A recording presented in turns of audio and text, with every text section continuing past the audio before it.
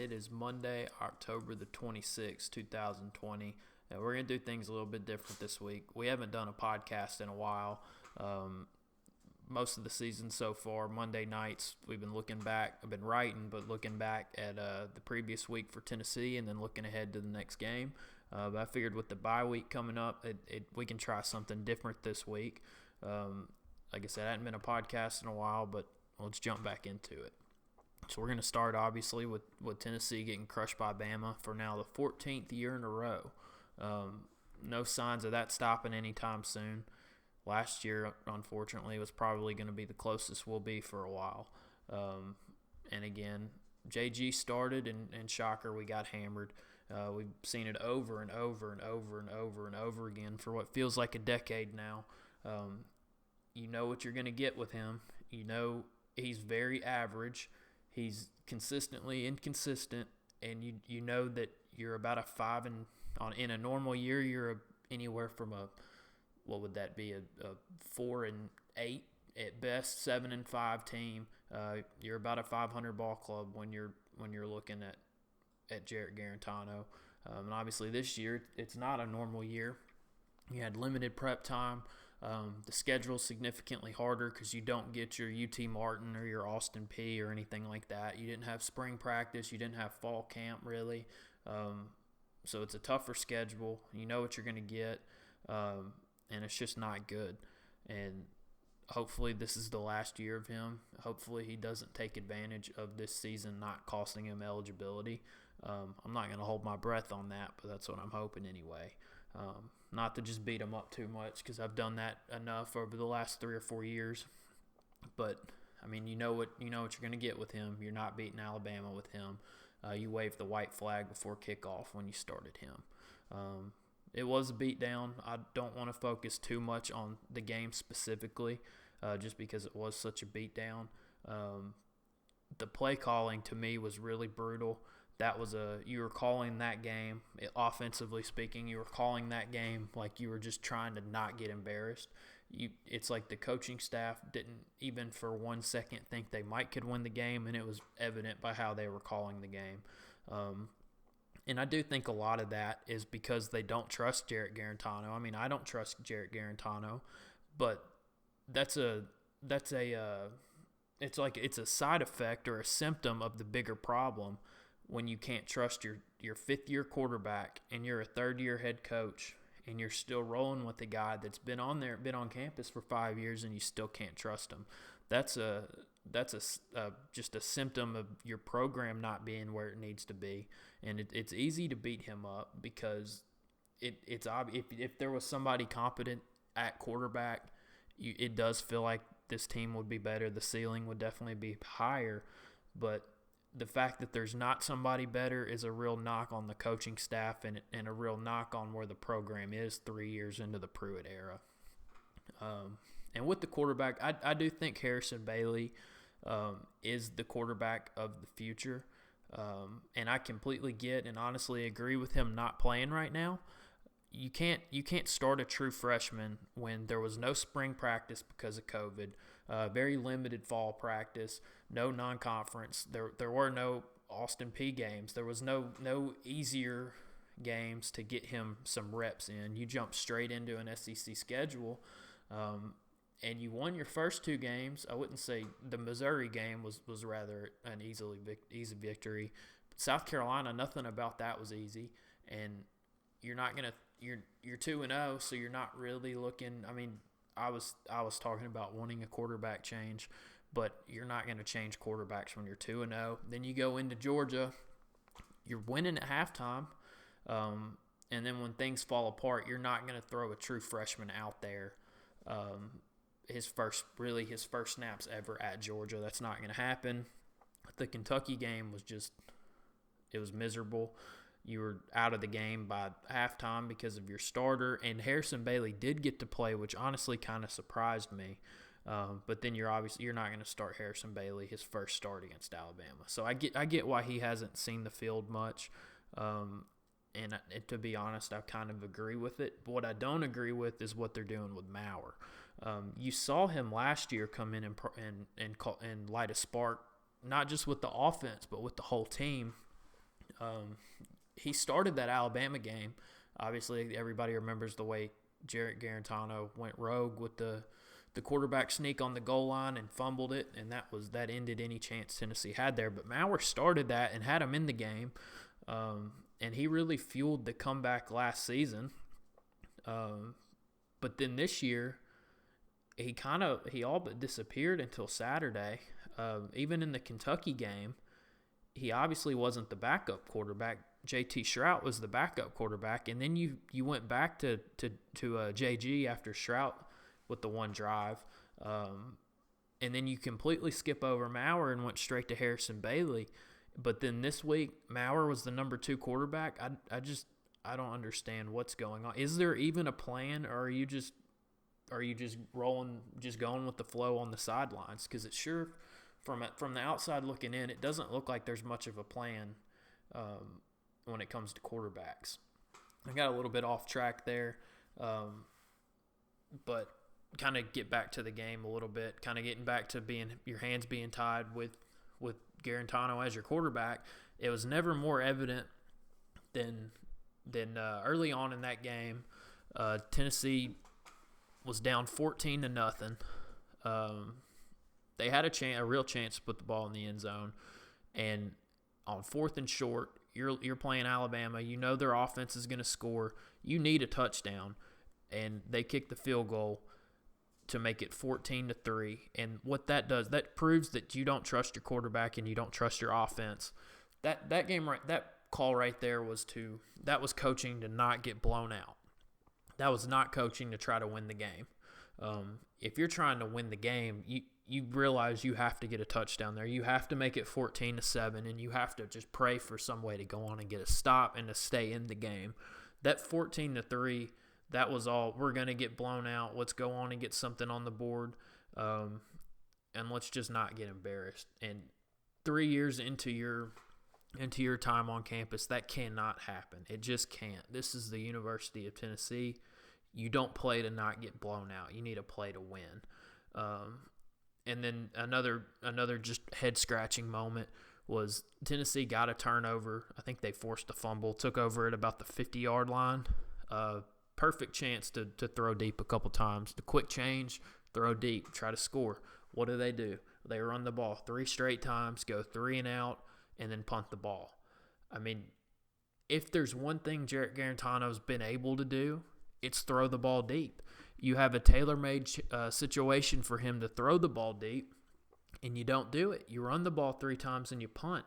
And to me, that's all because your play caller, whether that I'm assuming it was Chaney, it may be a little bit of Pruitt too, they don't trust your quarterback. And if you don't trust your 5th-year quarterback in that situation, then what are we doing? That's unacceptable. I think everybody knows it's unacceptable. I need to quit harping on that. But it's just hard to, because it's the story of the season, and it was the story of a lot of last season.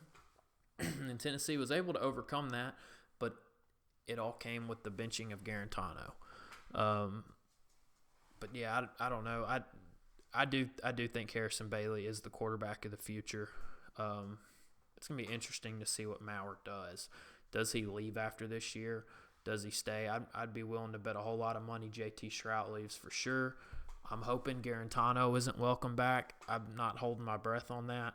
But if you want even a decent season next year, you got to hope that JG is not the guy. And kind of staying on JG for a minute, to me the worst part about Saturday is that Garantano played just okay enough to not force the QB change over the bye week. Perfect timing. The bye week would have been a perfect chance. You get Alabama out of the way. You've already got Georgia out of the way, and Florida's not on your schedule for a little bit. Bye week would have been a perfect chance to turn it over to somebody else, to give somebody else the keys. But I don't think JG played bad enough to bench him, which obviously I would bench him, but this coaching staff has proven time and time again that they don't want to do that. I don't know why, but I don't think that they are going to do that. And I don't agree with it. I think Garantano has been terrible.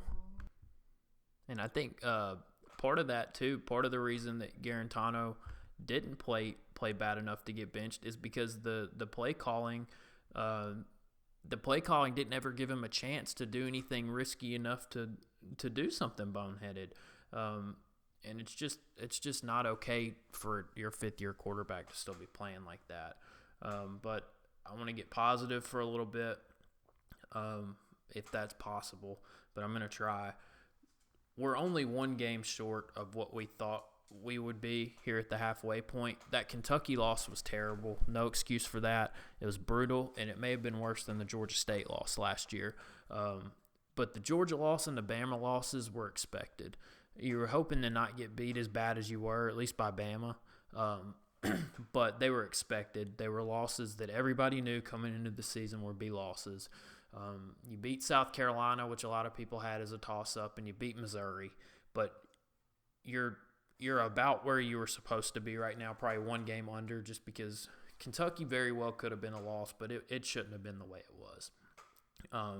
And then if you only listen to sports talk radio or if you only read Twitter, you would think that the season is over, that Knoxville's being burned to the ground, and that there's no way to save anything. And I think talks of not being able to salvage this season are absolutely insane.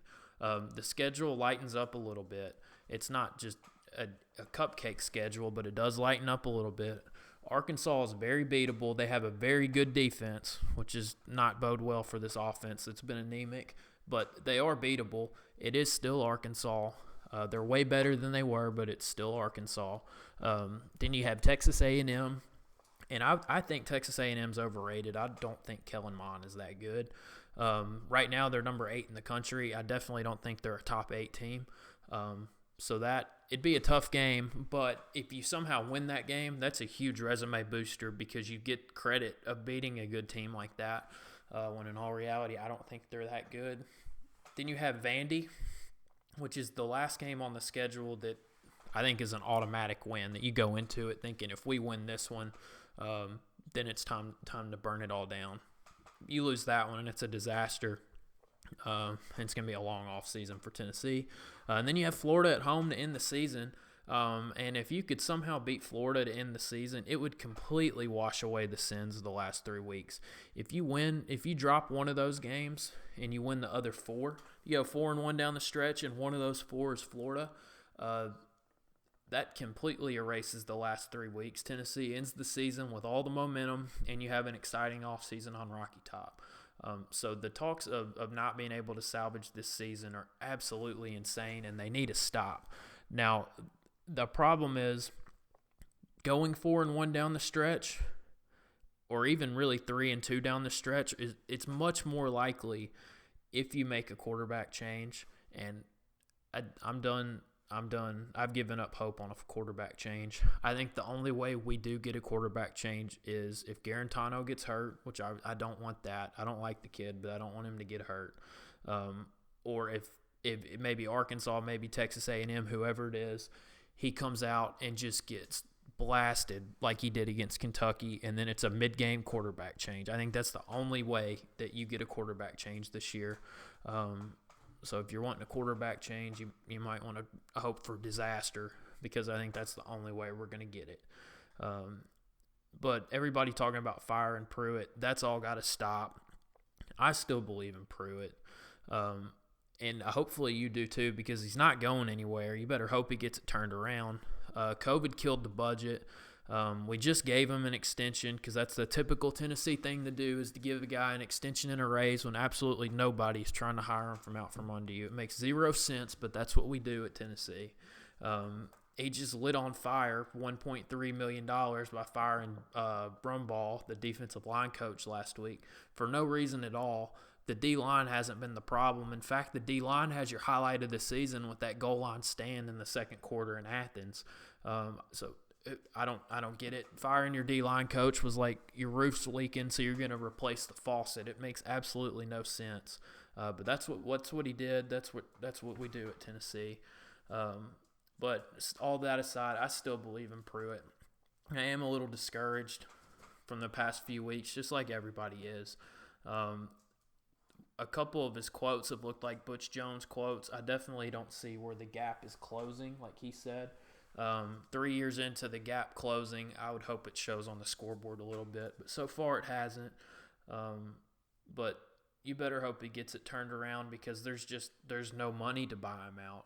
And if you do run him out after year 3, like who are you bringing in? You have to have a legitimate candidate to come, and I don't think anybody worth their salt is going to come take the Tennessee job unless they have Tennessee ties. But it's way too early to talk about that anyway. He's not going anywhere. You better hope he gets it turned around. And I think it all starts with a quarterback change.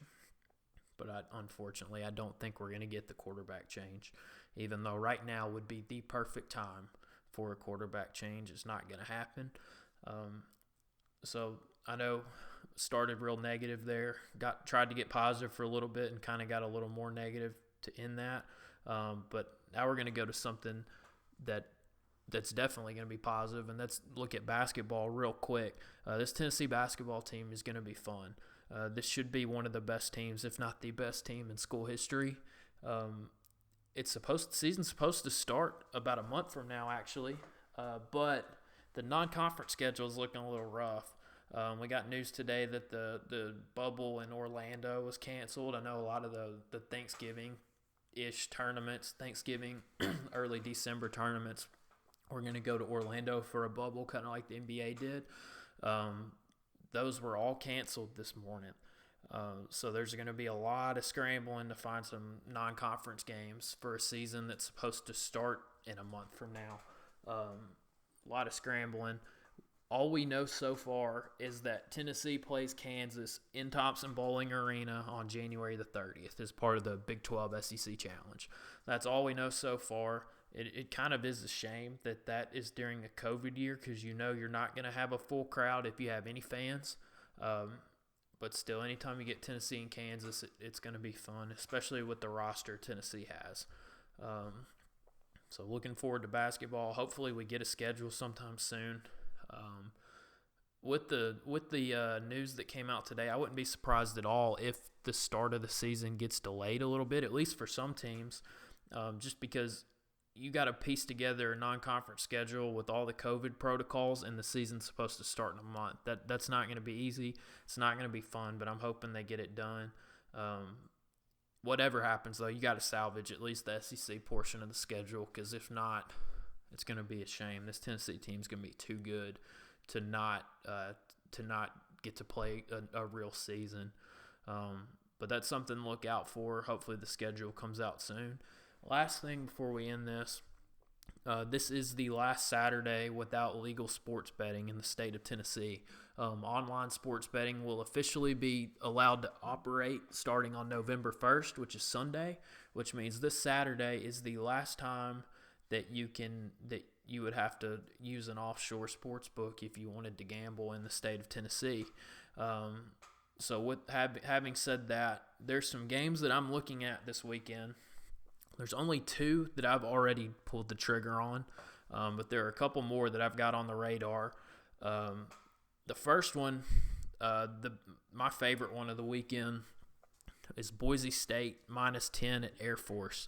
I got that right when it came out Sunday, and actually we're just barely 24 hours from when that came out, and it's already up to 14. If you're gonna get Boise State, I would probably get it now because I have a feeling that's going to go up to at least 14.5 or 14.5 real soon. Maybe it goes back down. So if you want to wait it out, wait the long haul, you might fare well doing that. But I would lock it in at anything 14 and under, and I was lucky to get it at -10. Other game that I've locked in already is Coastal Carolina -3 at Georgia State. That one.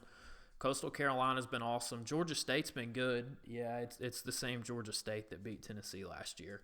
So you know what they're capable of. Coastal Carolina has been awesome. So those are the 2 I've already pulled the trigger on. One of them that I'm seriously considering, Boston College is catching 31.5 at Clemson. Boston College is one of the most underrated teams in all of college football. I have. It's just one of those things where like you hate betting against Alabama, you hate betting against Clemson, because even though I think if I had to bet it, I would bet Boston College because I think they're underrated, and I think they're really good. But you get beat betting against Clemson, and you're like, why the heck did I bet against Clemson? Same way with Alabama. So I haven't done that one yet, but I'm seriously considering it. And then the last one I'm looking at, Oklahoma State -3.5 versus Texas. I'm hoping that drops under 3. I don't know if it will. This is more of a Texas sucks thing than just in love with Oklahoma State. The Cowboys are the Big 12's last chance for the playoff. But yeah, those are the ones I'm looking at. Tennessee on bye this week, so you're gonna have to find something else to do. And it's also the last Saturday without legal sports betting in Tennessee. But thank you for listening. We tried something new this week. We may go back to writing. We may keep with the podcast format. But either way, thanks for listening, and have a good week.